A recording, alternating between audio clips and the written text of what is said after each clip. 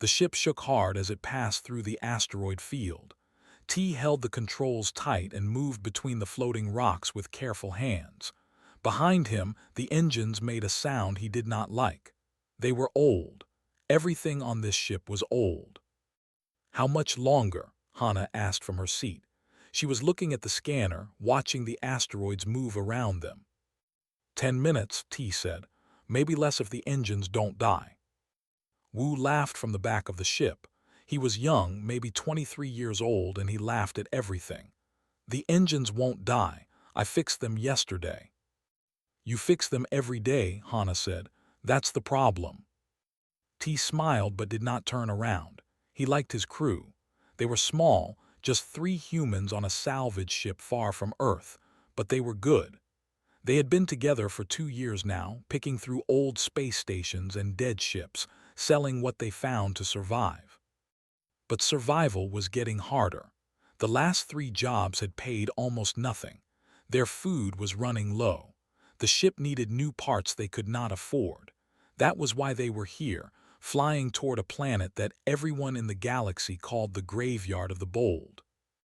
The planet was named Hollow 9. It was dead and gray, with no air and no life. But deep inside its surface was something that had brought aliens here for 3,000 years. A vault. And inside the vault was the void armor.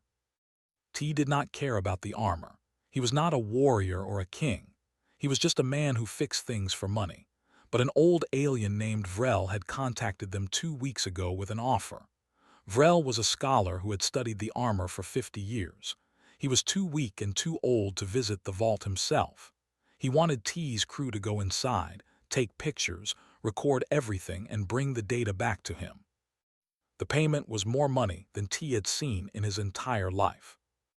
"I see the planet," Wu said. His voice was quieter now. "It looks empty." T looked through the front window. Hollow 9 was gray and covered with cracks. There were no lights, no cities, no signs that anything had ever lived there. But as they got closer, he saw something else. Ships, hundreds of them floating in orbit around the planet. All of them were dead.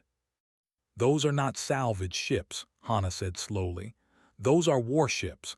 Some of them are from species I don't even recognize." T felt cold. Every one of those ships had come here for the armor. Every one of them had failed. "The vault entrance is on the northern side," he said. "We land there, we go in, we record, we leave. Simple." "Simple," Wu repeated, but he did not sound like he believed it. They landed on a flat area near a massive stone door. The door was ancient, covered with strange symbols that T could not read. Hannah put on her helmet and checked her equipment. Wu grabbed a light and a scanner. T took nothing except a small tool kit on his belt. He was an engineer. Tools were all he needed. The door opened when they approached. It made no sound. It simply moved aside like it had been waiting for them. Inside, the air was cold and still. Their lights cut through the darkness, showing walls covered with more symbols. The floor was smooth, and their footsteps echoed in the silence.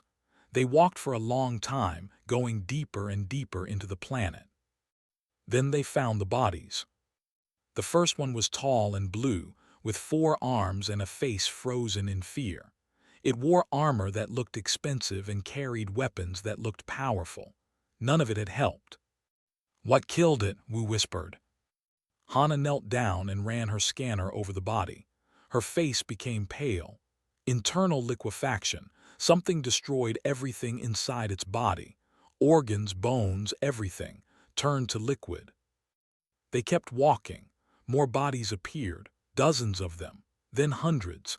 Aliens of every shape and size, all dead, all killed the same way. Warriors, kings, scientists, they had all come here for the armor and they had all died. At the center of the chamber stood a pedestal, and on the pedestal was the void armor.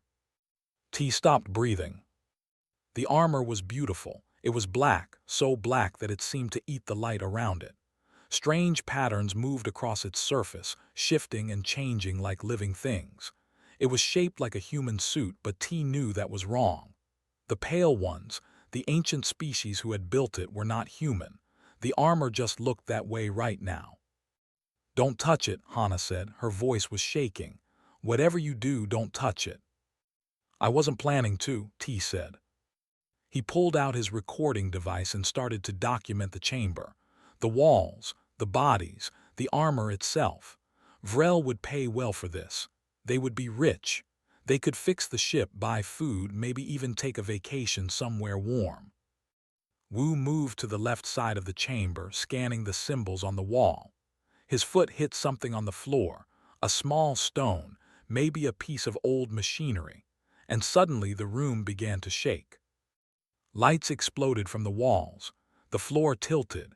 Ancient defense systems, sleeping for thousands of years, woke up all at once. Run, Hana screamed. But there was nowhere to run. The entrance behind them sealed shut. The walls started to move inward. T grabbed Wu and pulled him toward the center of the room, away from the crushing walls. And then his foot slipped. He fell backward, his arms reaching out for anything to stop himself. His hand found the pedestal. His bare skin touched the black metal of the armor. Everyone froze. Hana's eyes went wide. Wu stopped breathing. They both knew what happened to everyone who touched the armor. They had seen the bodies. They were about to watch T die the same way. But nothing happened. 1 second passed, then 2, then 10. T looked at his hand still pressed against the armor. It was warm, not cold like metal should be, warm like skin. And then it started to glow. The black surface rippled. It moved like water, flowing up T's arm, wrapping around his fingers, his wrist, his elbow. He tried to pull away, but he could not move. Hana ran toward him, but something pushed her back. An invisible wall stood between them. The armor kept climbing. It covered his shoulder, his chest, his legs. It wrapped around his neck and moved up to his face. For one terrible moment, everything was dark. And then T heard a voice, not with his ears, with his mind.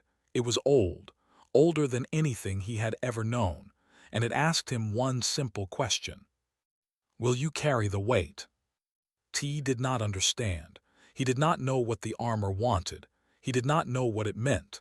But he answered honestly, the only way he knew how. I don't know, but I'll try. The voice was silent for a long moment. Then, slowly, the darkness faded. The armor pulled back from his face, retreated from his body, and condensed into a thin black band around his wrist. The room stopped shaking. The walls stopped moving. The ancient systems powered down.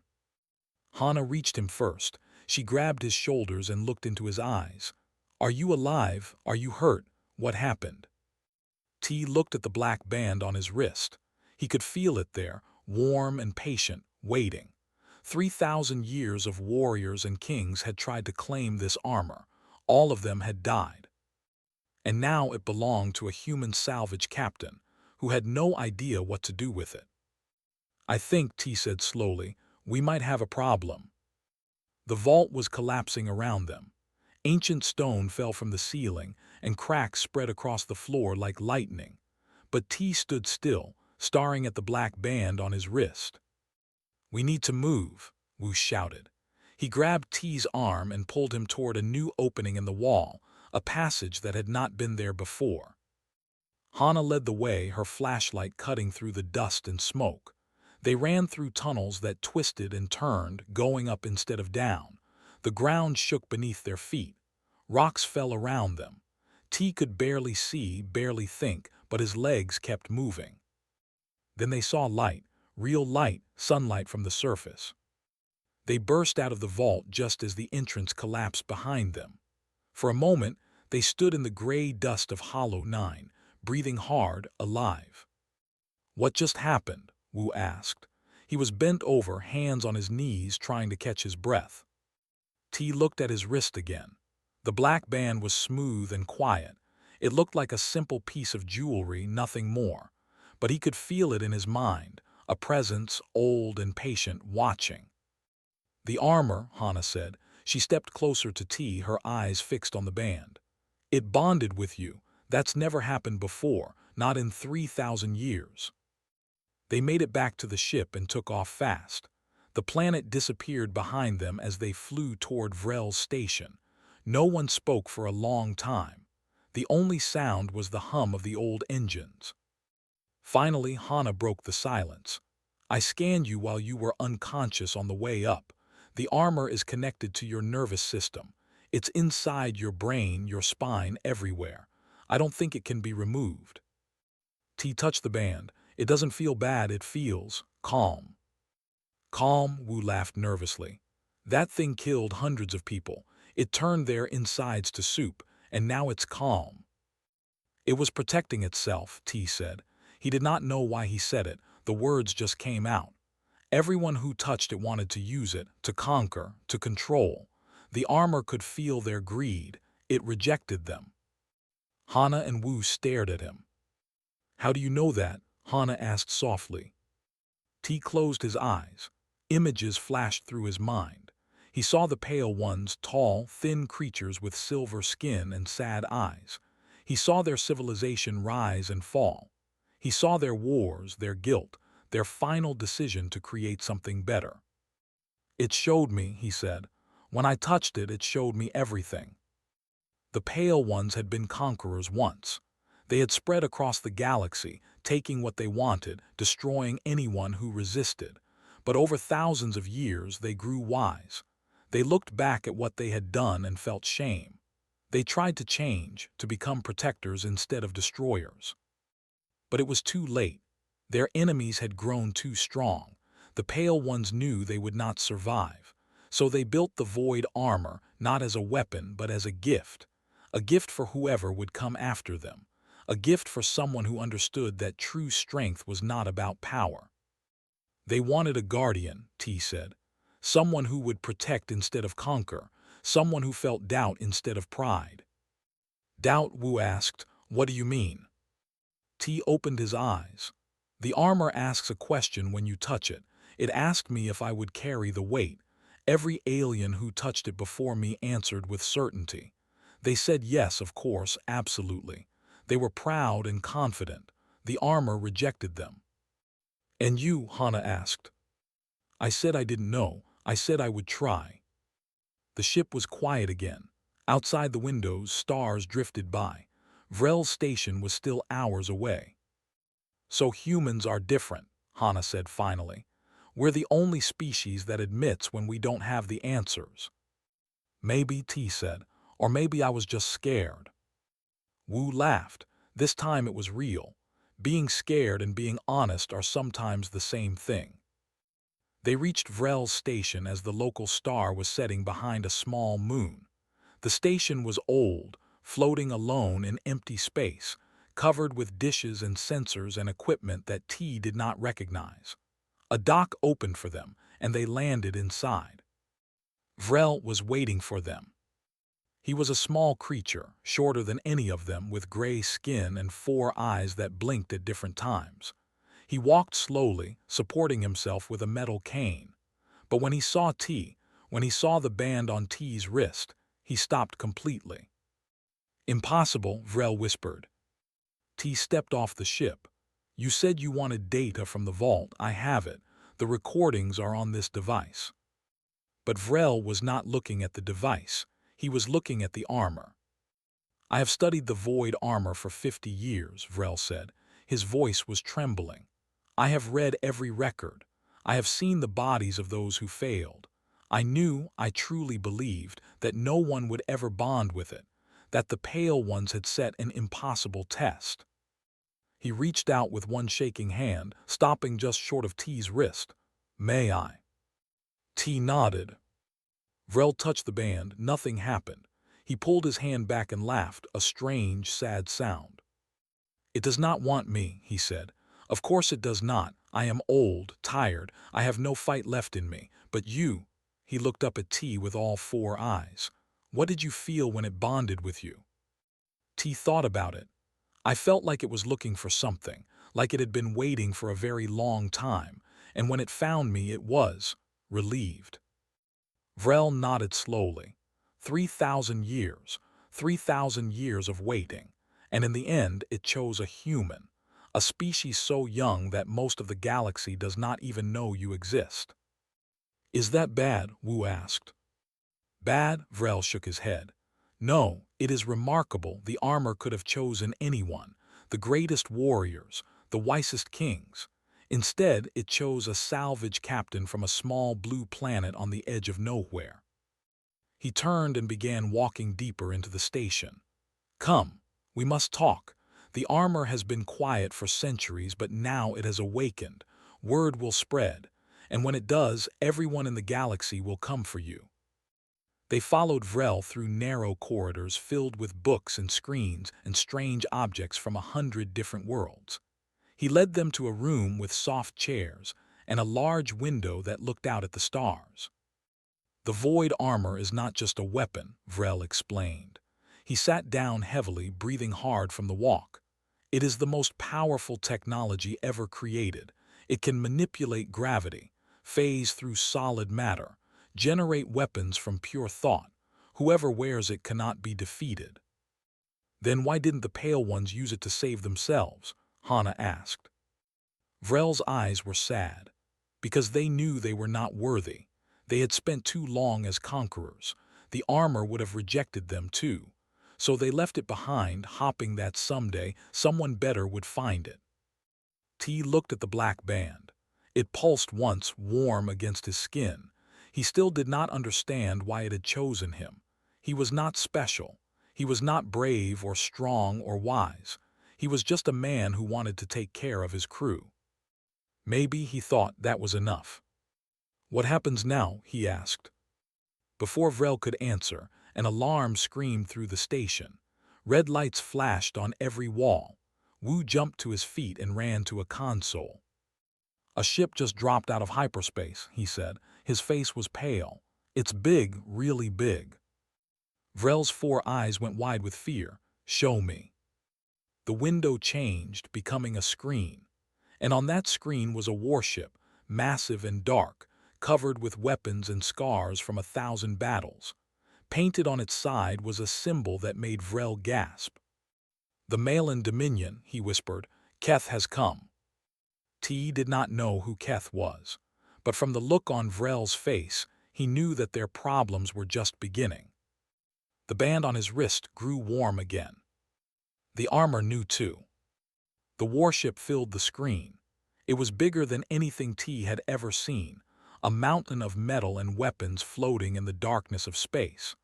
Small ships poured out of its belly, dozens of them, flying toward Vrel's station like angry insects. Who is Keth? T asked. Vrel's hands were shaking. He is the warlord of the Malin Dominion. He has conquered 50 star systems. He has killed millions, and he has wanted the void armor for 20 years. 20 years? He sent 3 of his best warriors to Hollow 9, Vrel said. His brother, his teacher, his closest friend. They all died the moment they touched the armor. Keth has been obsessed with it ever since. Hana was at the console, working fast. Can we escape? Is there a back way out of this station? Vrel shook his head. The station has no weapons, no shields. Our only ship is your salvage vessel, and it cannot outrun a Dominion attack fleet. Then what do we do? Wu asked. His voice was high with fear. Everyone looked at T. He looked at the black band on his wrist. The armor was warm, almost hot now. He could feel it humming, waiting. It wanted him to use it. It wanted to show him what it could do. But T was not a soldier. He had never fought anyone in his life. He fixed machines. He traded salvage. He took care of his crew. That was all he knew. I don't know how to fight, he said quietly. The armor knows, Vrel said. It was built from the memories of 1,000 warriors. If you let it, it will guide you. A voice filled the station, cold and hard, broadcast from the warship. This is Warlord Keth of the Malin Dominion. I know the human is here. I know he wears the void armor. Surrender him to me, and I will let everyone else live. Refuse, and I will destroy this station and everyone inside it. There was a long silence. Don't, Hana said. She grabbed T's arm. Don't even think about it. He'll kill you all if I don't, T said. He'll kill us anyway, she shot back. That's what tyrants do. They make promises and break them. You are not going to sacrifice yourself for nothing. Wu was at the window now, watching the small ships get closer. Guys, they're not waiting for an answer. Plasma fire lit up the darkness. The first shots hit the station, shaking the walls and cracking the windows. Alarms screamed louder. Smoke filled the corridor. T felt the armor move. It did not ask permission this time. It flowed up his arm over his shoulder across his chest. The black metal wrapped around him like a second skin, light and warm and alive. A helmet formed over his head, and suddenly he could see everything, every ship, every weapon, every threat. Hana shouted. But he was already moving. The armor carried him forward. The wall in front of him exploded outward and he flew into space. There was no air, no sound, no weight, only the cold stars and the attacking ships. The first fighter came at him fast, its weapons firing. T raised his hand without thinking. The plasma bolts hit an invisible shield and vanished. The ship tried to turn away, but T was faster.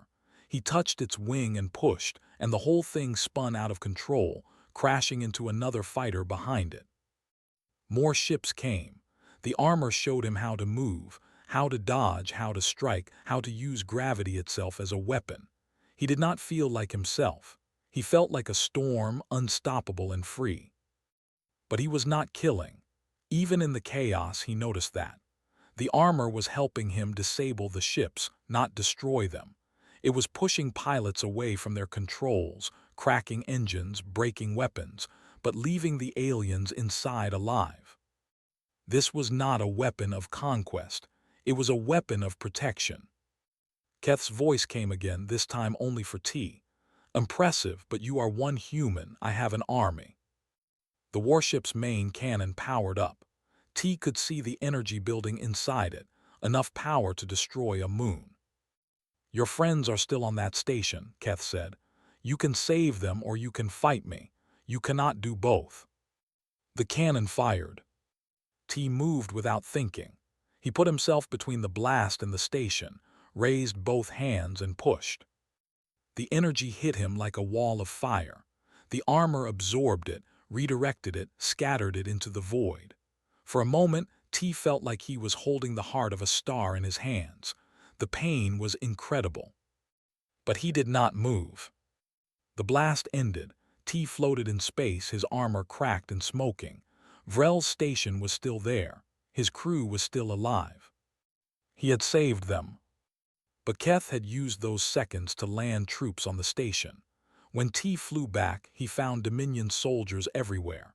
They had already captured Wu, who was unconscious and bleeding, and they had Hana at gunpoint. Keth himself stood in the center of the room. He was tall and broad, with red skin and yellow eyes and scars that covered his face and arms. He looked at T with a smile that held no warmth. The armor cannot be removed, Keth said. I know this. I have studied it for 20 years, but you are just flesh, and flesh can be broken. He snapped his fingers. A soldier hit Hana across the face. She fell to her knees, blood running from her mouth. T stepped forward. The armor screamed for him to attack, to destroy, to end these creatures who threatened the people he loved. He felt its power, endless and terrible, begging to be released. But he stopped himself. If he fought now, Hana would die in the crossfire. Wu would die, maybe even Vrel. The armor could defeat any enemy, but it could not bring back the dead. What do you want? T asked. Keth's smile grew wider. Come with me to my throne world. Willingly. No fighting, no tricks. If you do this, I will release your friends. And then my scientists will find a way to separate you from the armor, one way or another. T knew what that meant. Torture, experiments, death. The armor pulsed with anger, but T pushed it down. If I refuse. Keth drew a blade and pressed it against Hana's throat. Then she dies first, then the young one, then the old scholar, and then I will take you anyway, but I will make you watch them die slowly before I do. Hana looked up at T. Her eyes were fierce even now. "Don't do it," she said. "Fight him. I don't care what happens to me." But T cared. That was the difference between him and every alien who had touched the armor before. They cared about power. They cared about glory. T cared about people. Real people with real faces and real names. "If I go with you," he said slowly, "you let them leave, you don't follow them, you don't hurt them, ever." Keth nodded. "You have my word." "Your word means nothing." "Then you have no choice but to trust it." The armor wanted T to fight. It showed him a dozen ways to end this, to kill Keth, to destroy the soldiers, to save everyone. But every plan had risks. Every plan could end with Hana's death. T looked at her one more time. Then he pulled the armor back into the band on his wrist. "I'll go with you," he said. Keth laughed. "I knew you would. Humans are weak. That is why the armor chose wrongly." Soldiers grabbed T's arms and put chains on his wrists. Real chains, heavy and cold. The armor could break them in a heartbeat, but T did not move. As they dragged him toward Keth's shuttle, he looked back at Hana. She was crying now, silently, her hands pressed against her bleeding mouth. "I'll come back," he said. "I promise." Then the door closed and she was gone. On the shuttle, Keth sat across from T and studied him like an insect. 3,000 years, the warlord said. The greatest warriors in the galaxy tried to claim that armor, and it chose you, a nobody, a salvage collector, a weakling. T said nothing. "Do you know what I think?" Keth leaned forward. "I think the armor made a mistake. I think it was desperate after all those years of waiting. I think it saw your doubt and confused it for wisdom." "Maybe," T said quietly. Keth laughed again. "We shall see. On my throne world we will learn the truth, one way or another." The shuttle rose into space and flew toward the massive warship. Behind them, Vrel's station grew smaller and smaller until it disappeared among the stars. T closed his eyes and felt the armor waiting on his wrist. This was not over. Not even close. The journey to the Malin throne world took 3 days. T spent most of it in a small cell at the bottom of the warship. The walls were metal. The floor was cold. A single light burned above his head all day and all night. But T was not alone. The armor spoke to him. Not in words, not exactly. It showed him things, memories from thousands of years ago preserved like photographs in his mind. He saw the Pale Ones as they once were, proud and fierce, spreading across the galaxy like fire. He saw them conquer planets and destroy civilizations. He saw them win 1,000 wars. And then he saw them change. It happened slowly. A leader here, a thinker there. Some of the Pale Ones began to question what they were doing. Why did they need to conquer? Why did they need to destroy? What was the point of all this power if it only brought suffering? The questions spread. Young Pale Ones started refusing to fight. Soldiers put down their weapons. Generals retired to quiet planets and spent their days growing gardens instead of building armies. But by then, the damage was done. The species they had hurt did not forget. The civilizations they had broken did not forgive. Enemies gathered in the darkness of space, waiting for the right moment to strike. The Pale Ones knew they would not survive. They were too few now, too tired, too old. Their time was ending. So they built the Void Armor. They poured everything into it, all their knowledge, all their power, all their hope for a better future. The armor would find someone worthy, someone who understood that strength was not about domination, someone who would protect instead of conquer. But they set one condition, one test. Whoever touched the armor would be asked a question: will you carry the weight? If they answered with pride, with certainty, with the arrogance of a conqueror, they would die. The armor would reject them, just as the Pale Ones had rejected their own past. But if they answered with doubt, with honesty, with the humility to admit that they did not have all the answers, then maybe, just maybe, they would be worthy. For 3,000 years, no one passed the test. Aliens of every kind came to Hollow 9, warriors covered in scars, kings wearing crowns of gold, scientists with machines that could split atoms. All of them were certain they deserved the armor. All of them died. And then T came. A human, a salvage captain, a man who had never won a fight in his life. When the armor asked if he would carry the weight, he said the only honest thing he could say, "I don't know, but I'll try." The armor had been waiting 3,000 years to hear those words. T opened his eyes. The cell was still dark, the ship was still moving, but something had changed inside him. He understood now. The armor did not choose him because he was special. It chose him because he was willing to admit he was not. Humans were a young species, too young to have conquered galaxies, too young to have forgotten how to doubt. They still asked questions. They still said, "I don't know."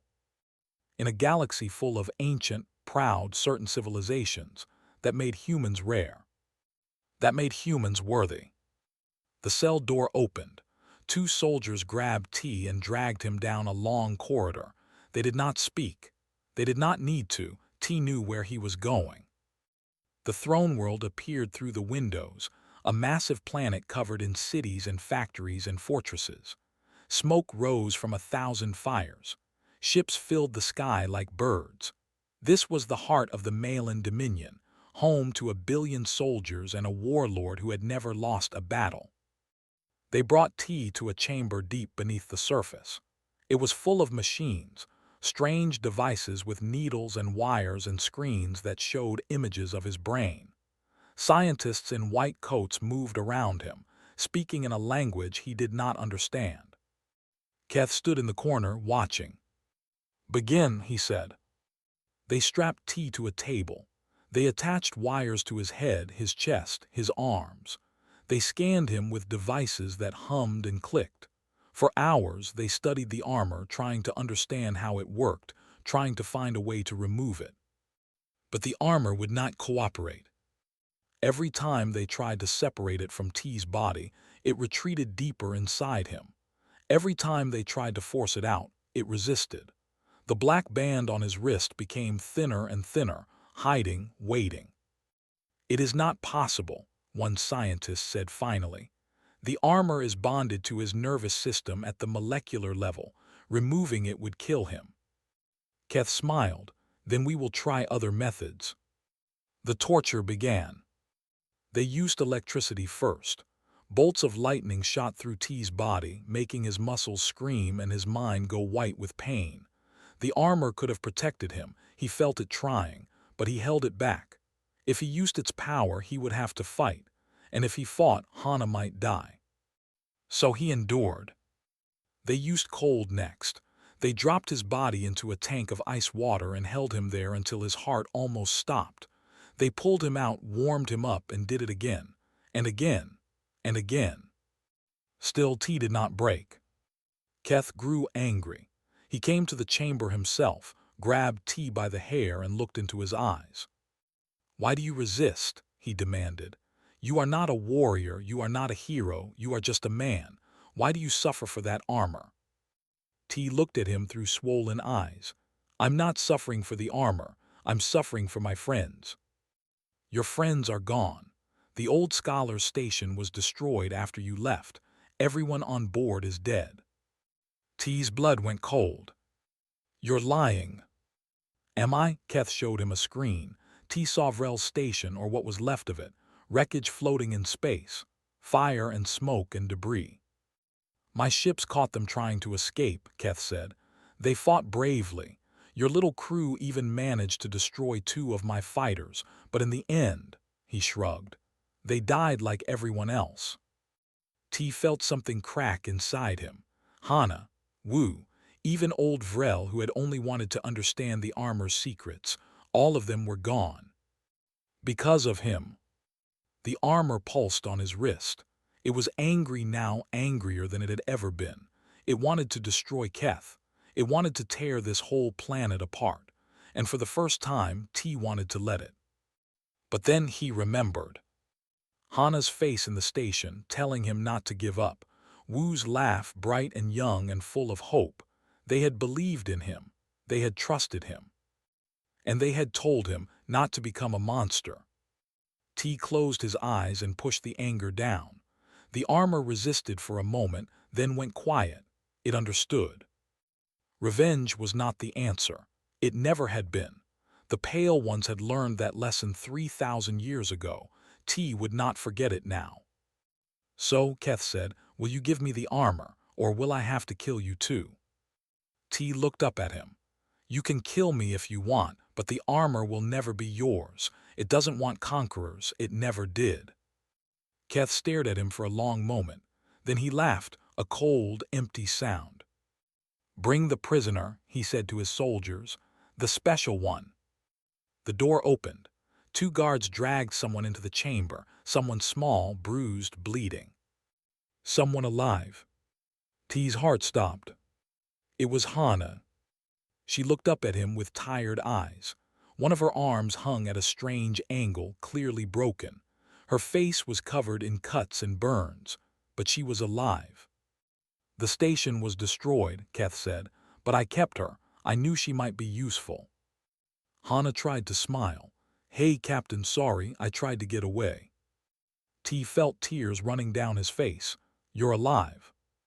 Barely, she coughed and blood came out. Listen to me. Whatever he wants, don't give it to him. The armor chose you for a reason. Don't let him win. Keth drew his blade and pressed it against her throat. Last chance, human. Give me the armor or she dies. And this time there are no tricks, no escapes, just death. T looked at Hana. She shook her head. And in that moment, standing in the dark chamber with everything he loved about to be taken from him, T finally understood the armor's lesson. True strength was not about sacrificing yourself. It was not about giving in to save the people you loved. True strength was fighting for them, without becoming the monster that threatened them. The armor began to glow. Keth's eyes went wide. And T smiled. No. The armor exploded outward from T's wrist.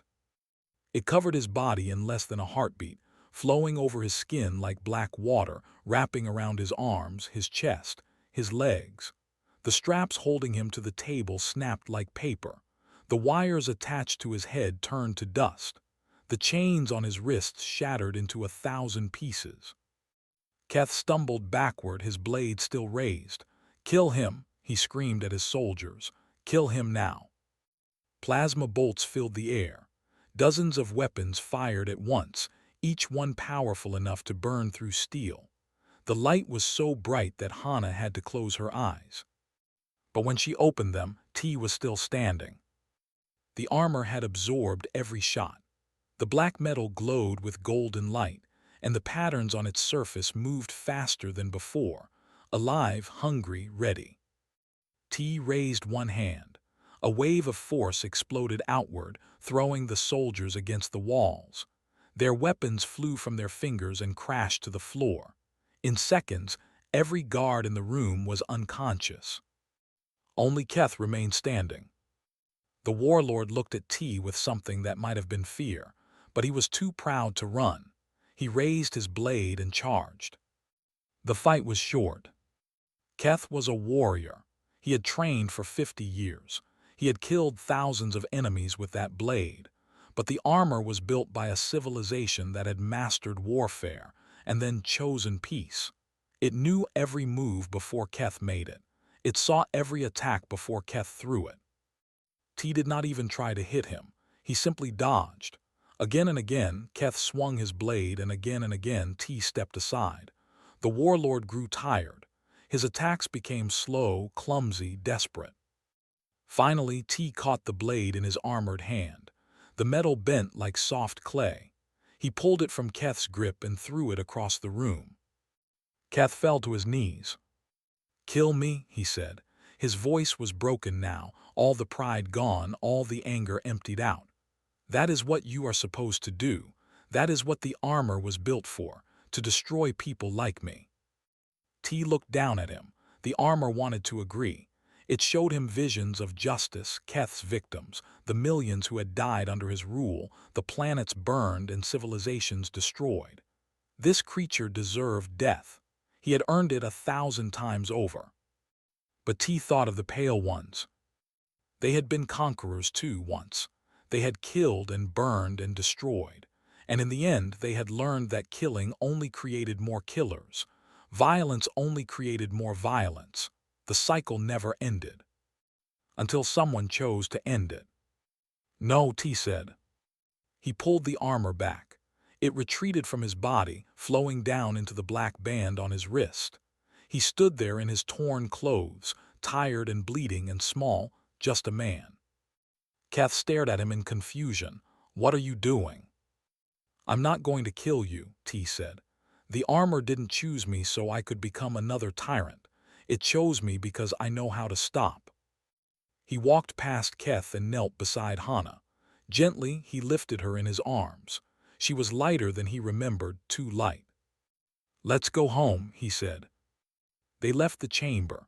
No one stopped them. The soldiers were still unconscious. The scientists had fled. Keth sat alone on the floor, staring at nothing, his empire crumbling around him. Word spread through the throne world like fire. The warlord had been defeated. The invincible Keth had fallen to a single human, and the human had let him live. Generals began to question. Soldiers began to talk. Within hours, the Dominion was tearing itself apart. T found a small shuttle in one of the docking bays. He put Hana in a seat and wrapped her in a blanket. She was awake now, watching him with tired eyes. Woo, she asked. T felt a pain in his chest. I don't know. Keth said everyone died when the station was destroyed, but he lies about everything, maybe. He's alive, Hana said. I saw them take him to a separate ship before the attack. They wanted to use him as backup in case I wasn't enough. Hope bloomed in T's heart. Do you know where? A medical outpost near the border. Vrel was taking him there when everything went wrong. She coughed again. Vrel survived too. He's smarter than he looks. T smiled for the first time in days. Let's go find them. The shuttle rose into the sky. Below, the throne world burned with civil war. Keth's generals were already fighting each other, each one trying to claim power. The Dominion would survive, maybe, but it would never be the same. T set a course for the border. They found the medical outpost 2 days later. It was small and hidden, floating near a gas giant where no one would think to look. When T landed, Vrel was waiting for them. The old scholar looked even more tired than before, but when he saw T, his 4 eyes filled with tears. You survived, Vrel said. I did not think it was possible. Neither did I. Wu was inside, lying in a medical bed. His leg was broken and his face was covered in bandages, but he was alive. When he saw T, he laughed, that same bright, young laugh that had filled the ship for 2 years. You did it, he said. You actually did it. T sat beside him. We all did it. For a long time, no one spoke. They sat together in the small outpost, listening to the hum of machines and the quiet sounds of healing.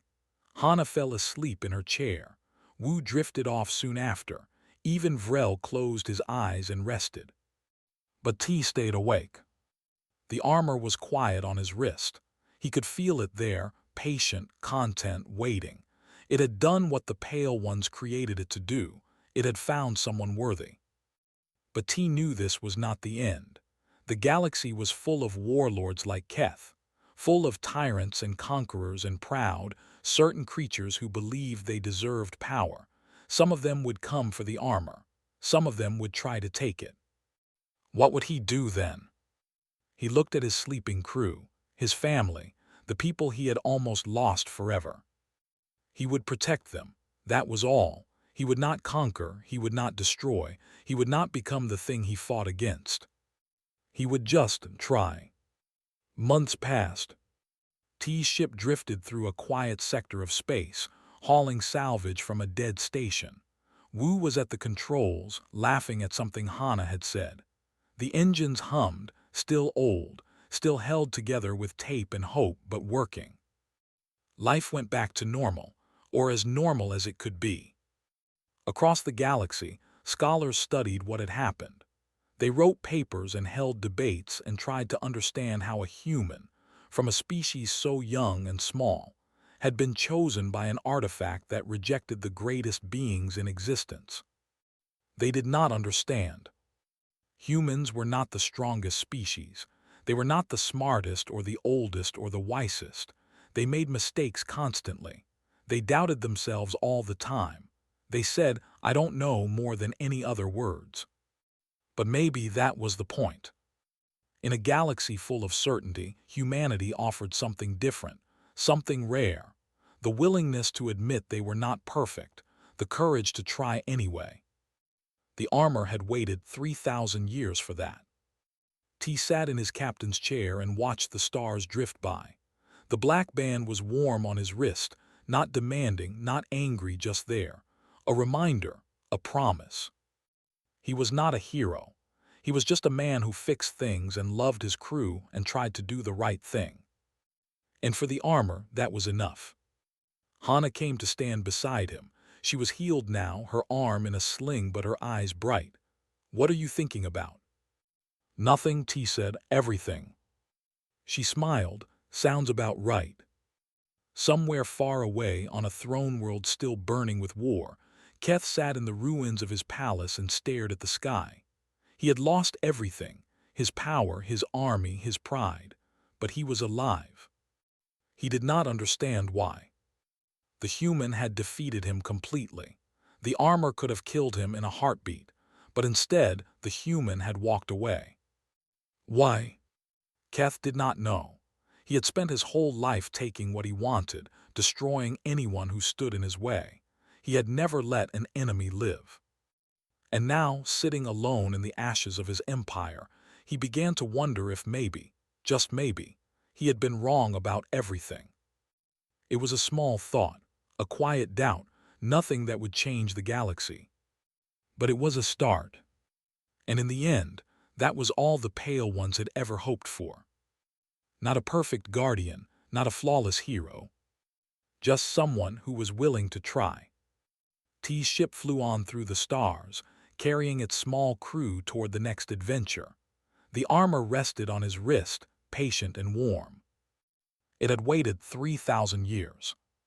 It could wait a little longer.